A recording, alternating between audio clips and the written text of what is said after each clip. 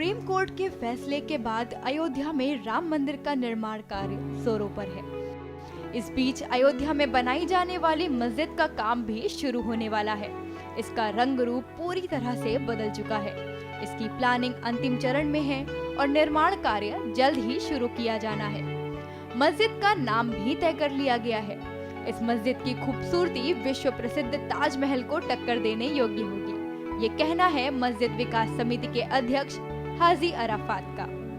हाजी Arafat Bhajpa नेता और महाराष्ट्र राज्य अल्पसंख्यक आयोग के पूर्व अध्यक्ष हैं। उन्हें अयोध्या में बनने जा रही अभूतपूर्व मोहम्मद बिन अब्दुल्ला मस्जिद की विकास समिति का अध्यक्ष बनाया गया है।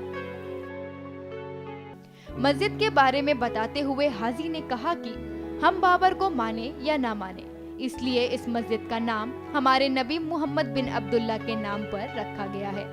हम धन जुटाने के लिए घर घर नहीं जाएंगे। एक वेबसाइट बनाई जाएगी और WR कोड की मदद से कोई भी इसमें दान कर सकता है।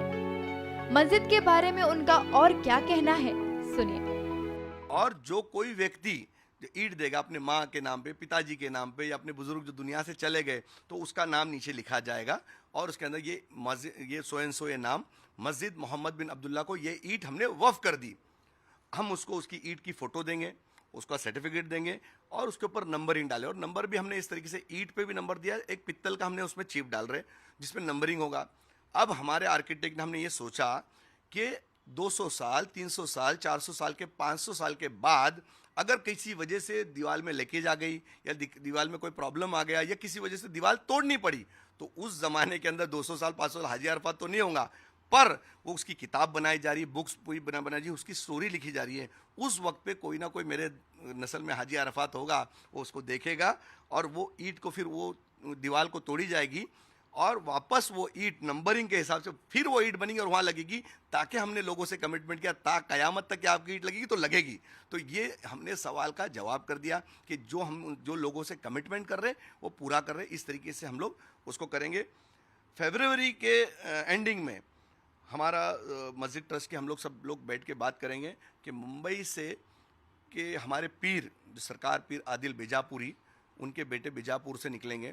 ये ईंट अजमेर शरीफ जाएगी। अजमेर से, मुंबई से हम लोग एक साथ सारे पीरों के साथ 1000 से ज़्यादा पीर और उलमा यहाँ से निकलेंगे और अयोध्या में पहुँचकर इंशाल्लाह ताला वो ईंट पेश करेंगे।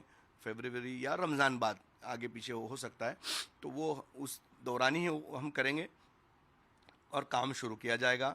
जब मस्जिद पूरी कंप्लीट हो जाएगी तो हमारी कमेटी पूरे दुनिया में, जैसे सऊदी अरब, दुबई, बहरीन, मस्कत, कुवैत, ऐसी कई कंट्री के जो प्रिंस है, वहाँ के बड़े बड़े इमाम हैं, उनसे जब बातें की जाएगी और उनको इनवाइट किया जाएगा, जिसमें हरम के इमाम साहब को भी इनविटेशन दिया जाएगा। और हम चाहेंगे कि इमाम हरम आए और पहली नमाज वो अदा करवाएंगे, ताकि देश और दुनिया के लिए उनका पहला कदम पड़ेगा और देश और दुनिया के लिए और अयोध्या के लिए, और खूब सारी दुआएं करें, यहाँ पे नफरतें मोहब्बतों में बदल जाए और ये देश खुशहाल हो जाए और ये देश दुनिया का नंबर 1 देश हो जाए। इसके लिए दुआ। फरवरी से काम शुरू हो जाएगा, जिस तरह से रमज़ान के लगभग, ये कोई पूरा बन के कब तक तैयार हो जाएगा? कोई डेडलाइन अगर आपने रखी है कि मतलब 2 साल 3 साल के अंदर बन के तैयार हो जाएगा? नहीं, उसमें कैसा है कि मस्जिद का तो जैसे मस्जिद 1-1.5-2 साल के अंदर, मस्जिद का आर्किटेक्ट के हिसाब से 1.5-2 साल के अंदर मस्जिद का डिज़ाइनिंग वगैरह करके मस्जिद तैयार होगी। लेकिन उसमें कॉलेज है, फिर इंजीनियरिंग कॉलेज है, लॉ कॉलेज है और मेडिकल कॉलेज है, और जब अस्पताल है, अस्पताल को ज़्यादा वक्त लगता है, तो अस्पताल के लिए होगा। लेकिन जब भी होगा एक ही साथ दोनों चीज़, नमाज है तो जिस दिन हम फाउंडेशन रखेंगे उस दिन से ही ऑफिस वहाँ बनाई जा रही, नमाज का इलाका बनाया जा रहा है, वहाँ नमाज है तो उसी दिन शुरू हो जाएगी। पर हम ये चाहेंगे कि पूरी चीज़ एक साथ जब बन जाएगी तो पूरी दुनिया से जब लोग आएंगे, हमारे हिंदुस्तान से सब बड़े बड़े आलिम आएंगे, तो देखने वाली चीज़ होगी और उसी दिन से लोगों को फैज़ हासिल होगा। दुआ और दवा का केंद्र बिंदु होगा। मस्जिद में दुआएं होगी और अस्पताल में इलाज होगा। अल्लाह उनकी दुआओं से, डॉक्टरों के हाथों में अल्लाह शिफा देगा।